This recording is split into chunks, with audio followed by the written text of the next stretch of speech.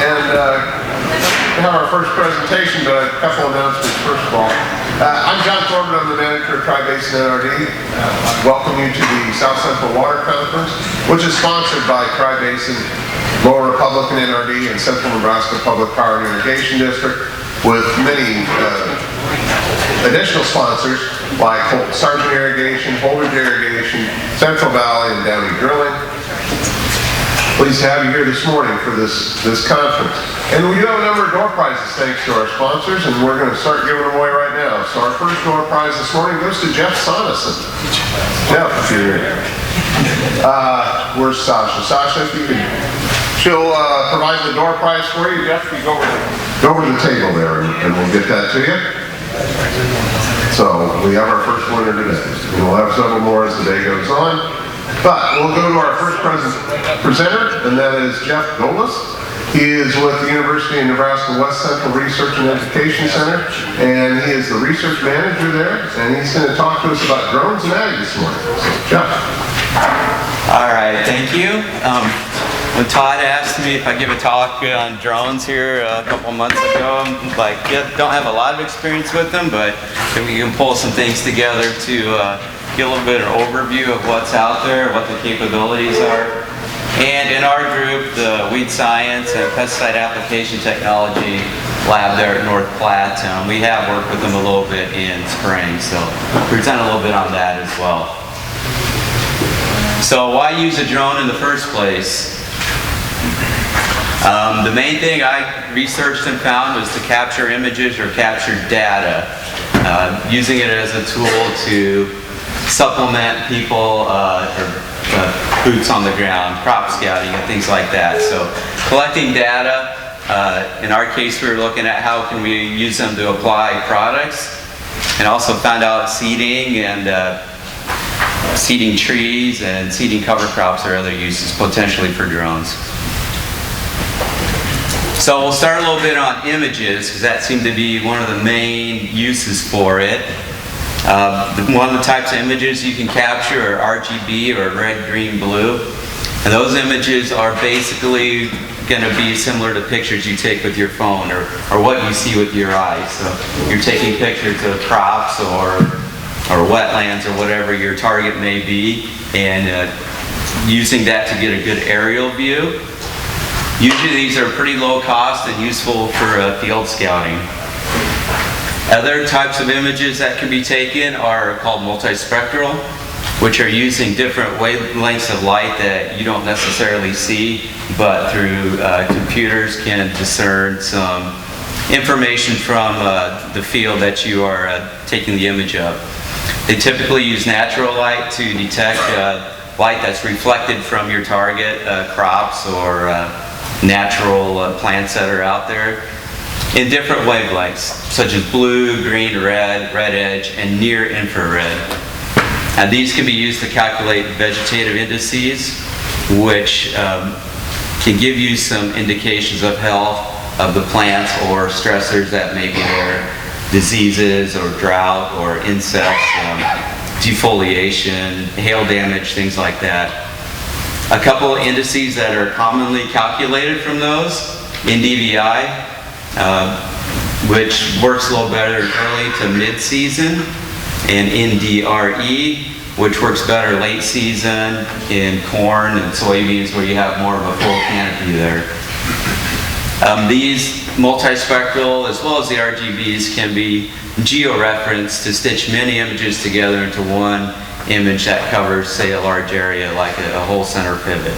So you can get one image of the whole area that's made up of hundreds or even thousands of smaller images. So you get detailed view, but over a wide area. So UNL has a NEB guide, the G2296, Getting Started with Drones in Agriculture, that goes through a few of these potential uses and how they may apply, especially to an ag operation. These are 3 pictures of the same field with an RGB there on the left, how it looks from overhead. The next image over in the middle is the NDVI, and the third one over is an NDRE. And you can see, even though these are both multispectral, There are some differences there visually you can see, and I believe it mentions this field was later in the season or a full canopy, so you can definitely see a little more variation in colors on the NDRE versus the NDVI. Some other things those images can be used for that can be helpful, especially in crop scouting, is for stand counts, where if you get the image of the entire field, you can get stand counts on the entire field and not just where scouts go out and sample just a few points around the field. Better able to identify those problem areas where you had planter skips or Mother Nature or standing water or whatever reasons why you may not have gotten a good stand. You can identify those more empirically and more detailed. With corn, they found it works fairly well. Soybeans are more of a challenge. Obviously, a much higher population or different plant type. Some of the imaging software has a little more of a challenge identifying all the individual plants, but for corn, from what I understand, up to 36,000, 38,000, they're pretty accurate on identifying where they are and giving you a good accurate stand count in the field. Images can be used at canopy closure as well to help monitor that plant health for determining nitrogen needs and for other nutrients, and also using those NDVI and NDRE for detecting disease prevalence in the field. They can also be used in other crops as well, such as forages, to get an idea how much biomass is out there and also relative quality, how much protein is in there based on the light that's being reflected from the plant. That NEB guide is a few years old, and from what I understand, the equipment, the imaging hasn't changed a lot. Some of the cameras are better and smaller and a little more efficient, but the main advancements are coming through software to analyze all those images and what you can pull from them information-wise to help identify what's going on and make your decisions moving forward. One of the projects we worked with last year at the research center, it wasn't necessarily pesticide application or weeds based. We were working with a corn breeding group that's in Lincoln and also at Iowa State to put some plots out that are to help identify genomics in corn that convey drought tolerance or some how they can get through the stressful water periods better. And then going back, looking at the genetics of those and identify groups of genes that are common in the different hybrids and inbreds that are present in both of those that are helping to convey that drought tolerance. And we flew it to take these images from overhead. On the left here, you can see, maybe it's a little hard to see on the pictures. They always look better on your computer screen than they end up out of a projector, but you can kind of see the small plots out here. They're all 4 rows by 20 feet. And this was taken, I believe, July 19th, so right around tassel time for us out there in North Platte. These two here, you can kind of see pushed out tassels where a lot of the other plots haven't yet. And over here on the right is an NDRE, I believe, an image of that. I know it's offset a little bit, but you can see those plots there. And the group at Iowa State wanted us to do that because they're trying to use aerial images to determine the tassel and silking dates of it, because that maturity progression is really important in the evaluation of the hybrids and how well they'll do in the end as well. So for research purposes, the drones I think are going to become quite prevalent in gathering data very quickly over a large scale of plots. I think we had 1,600 individual plots out there, and it took about 30 minutes to fly all those, and then of course stitching it together with the software takes a little bit too, but pretty easy to gather all that data if they can get a pretty accurate measurement of maturity with it. Those images can also be used for managing irrigation. You can put a thermal sensor on there to detect canopy temperature, and through a lot of research that the irrigation engineers have done, That canopy temperature gives you a good idea of the stress that crop is under, and if it's a good time to put water out and how much water to do.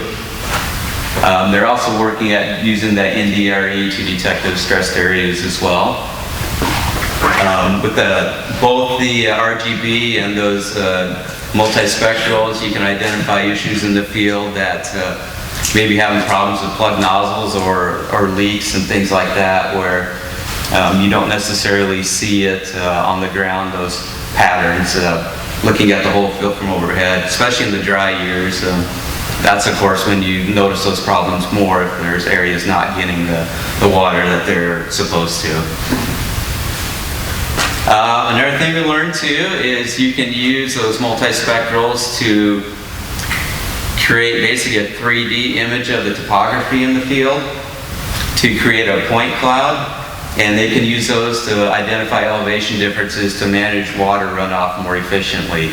Maybe not such a big deal here where we're drier, but further east, Illinois, Indiana, Ohio, where they're actually tiling to get rid of water, they can get a little bit better and more geo-referenced picture of what's going on in the field to try to manage that water more efficiently.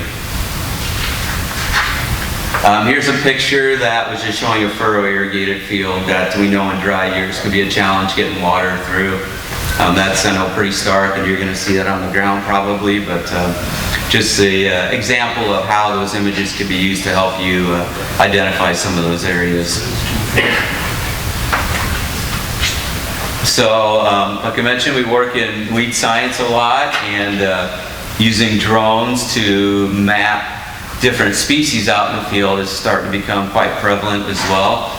This is just a picture showing weeds in the red and the row crop in the green, being able to identify where those weeds are, where your more problem areas are, or even creating a prescription for the sprayer to basically be able to manage those sites in a little better way ahead of time. So through all this imaging, what I gathered in the end, it's about collecting data, lots and lots of data. And getting that data into a form you can use to make decisions, which is one of the biggest challenges of having so much data. You almost get inundated and don't know, or it's hard to figure out which way to go. And that's one of the biggest, I think, increases is going to be how to integrate all those data layers you can get for a field, yield maps, plant health, soil environmental, where you apply products into your management decisions to decide how to implement new technology, or where maybe you can make some improvements to make it more, the products you're applying more efficient, save some costs, but give the crop what it needs to produce its best when it needs it. All right, applying products with drones. We've worked with that a little bit in our group. Some people are definitely trying to spray with them or apply other products such as seeding with them. One of the biggest hurdles there is some of the regulations around it. A lot of them, the FAA rules for manned aircraft are being applied to it because there's really not any unmanned aerial rules per se there, so they're applying the aerial manned ones to it. Outside of the Part 107 license that you need to fly commercially a drone, you're limited to 55 pounds there, which sounds like a lot, but when you're trying to apply a spray, water adds up pretty quickly, so you can't carry much water. And also the batteries to power it can get pretty heavy, so a lot of your payload's going to the batteries as well. So some definite limitations there on the amount of water you can carry, and thus that equates to how much area you can treat. So some limitations there. And also to spray anything that has an agricultural use. Part 137 regulations come into play, and some of those you've got to work through getting exemptions so you can actually apply something with the drone. So I adapted this. Trenton Houston was a master's student in our group, and worked with doing spray applications with drones. And he was kind enough to share me one of his presentations he did recently on it, and some of his thoughts. He thought the opportunities for spraying with drones are really going to be around areas you can't reach with, say, ground rigs or airplanes, helicopters, or being able to apply during unfit was the word he used, but I think he means when it's too muddy, too wet, or set a challenge getting other equipment to those areas.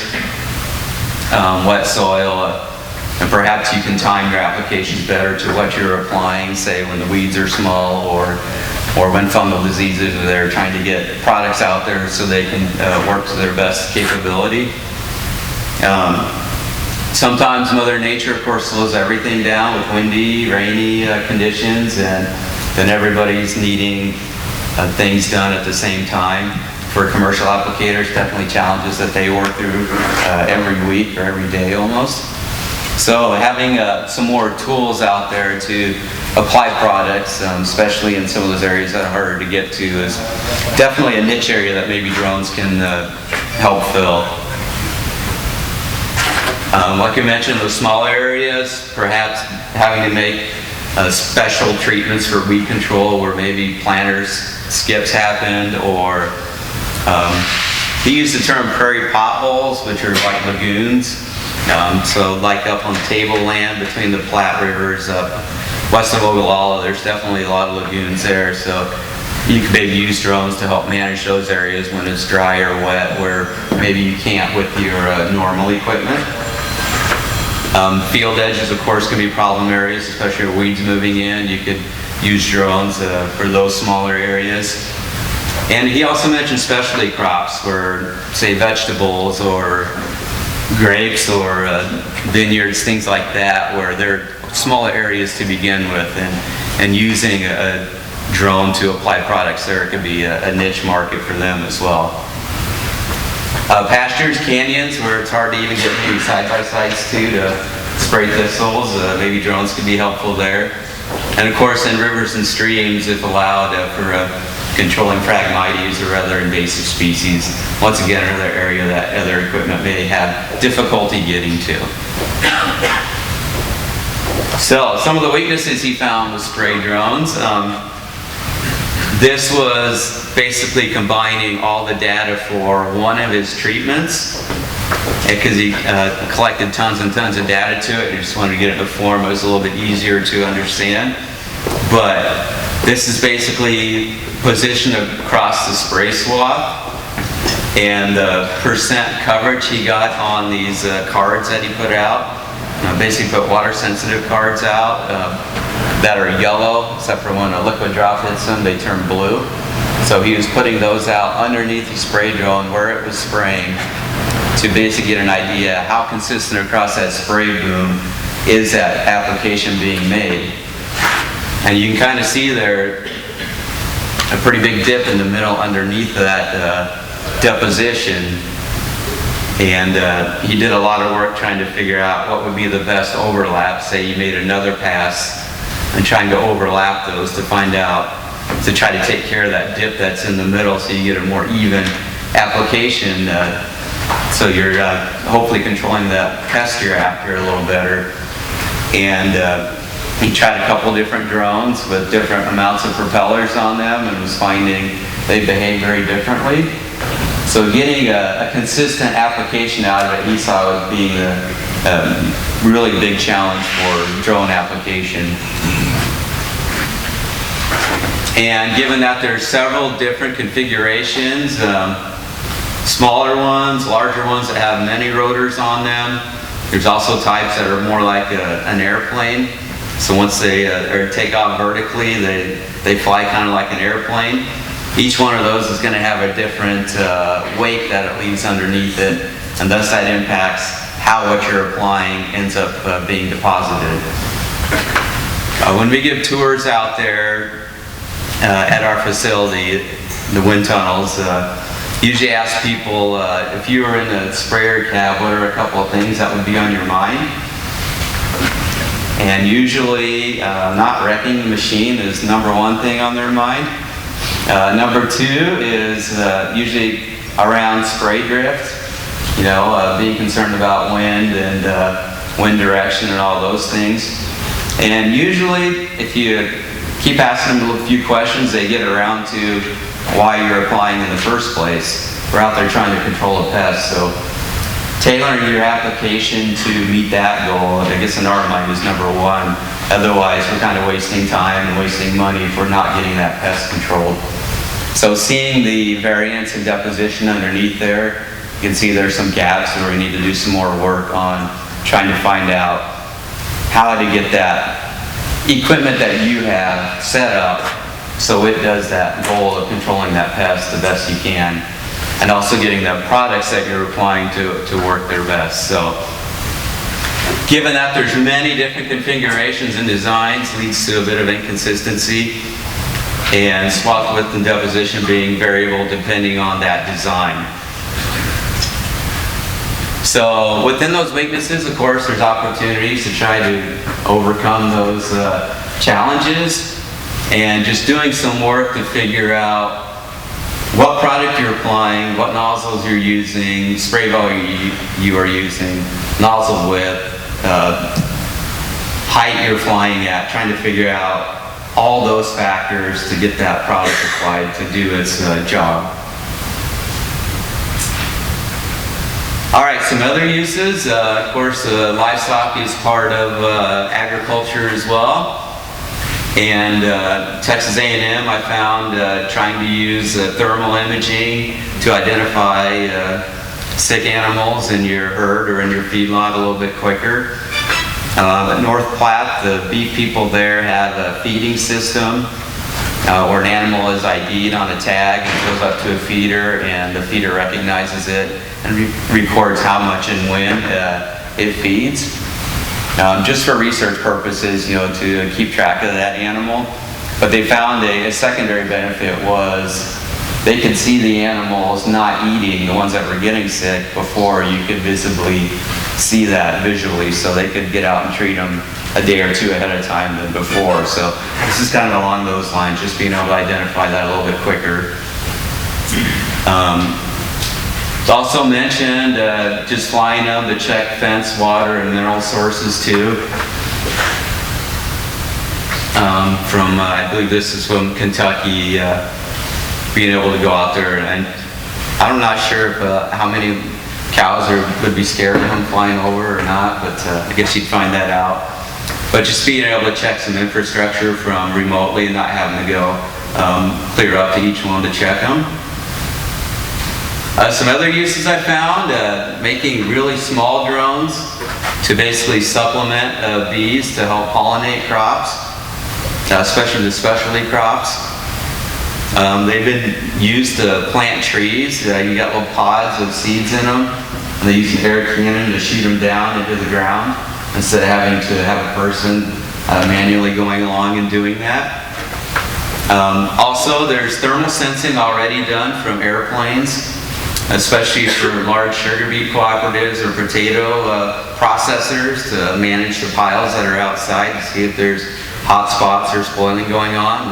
Mentioned you can maybe use drones for that, be a little bit less expensive to do that. If you've ever been out in western Nebraska or up in Minnesota, North Dakota areas where sugar beets are grown, those piles do get pretty big. And if I understand, they're still alive in that pile and respiring. And the warmer they are, the more they're respiring, the more sugar gets broken down. So getting an idea on what's going on in that pile is pretty important to keeping the quality and quantity of that sugar up. So I'll talk a little bit about a couple other things right now, some other sprayer technology, because that's one thing we work in a lot. Anybody here familiar or seen the spot sprayers that are being developed and coming out? Maybe a couple of you. So what they are doing is kind of what the drones are doing, taking images on the go, identifying where the weeds are, and only spraying where they detect the weeds. With the idea of saving a lot on product that you're applying, because you may be spraying 20% of the field instead of 100% of it. A lot of it is being, I want to say, driven by Europe. The EU has, I believe, got a regulation to reduce pesticide use by 50% by the year 2030. I believe the numbers there. So they are developing, working with these systems to only be applying where those weeds are detected. Green on brown or in fallow situations is much easier than trying to detect those weeds in crops. But it's pretty amazing. Some of them can go 15 mile an hour in soybeans and detect those weeds. They claim down to a 1/4 inch by 1/4 inch weed.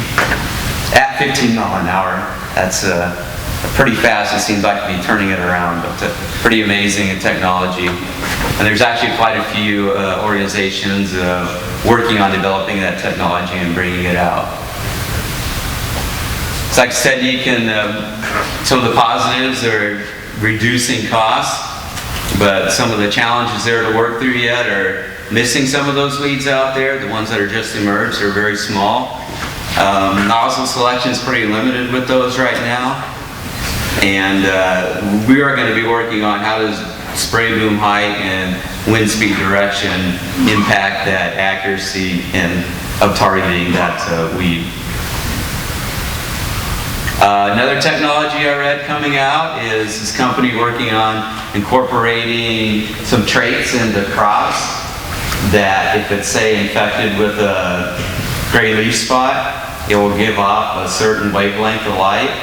And as you go over with a sprayer or maybe a drone even to image, it will detect that wavelength and you'll be able to treat just those areas that are giving off that kind of stress signal.